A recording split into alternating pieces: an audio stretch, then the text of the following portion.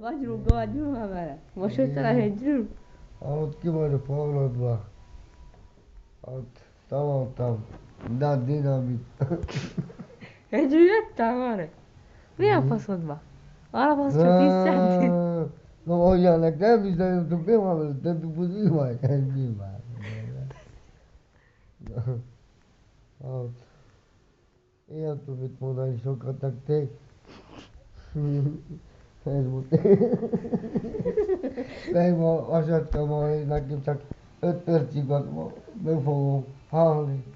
Mert ma alig bírok beszélni se. De mindenből levettem, mert muszáj. Ja, muszáj, mert muszáj, no. De ott már arra a potporról csak addig hallják meg, de addig potporról nem jó, ahol nekem a kezem alatt, akkor majd meghallok egy erről megiszom egy üveg bor, még utoljára veletek. Azt ma megyek. Szülik.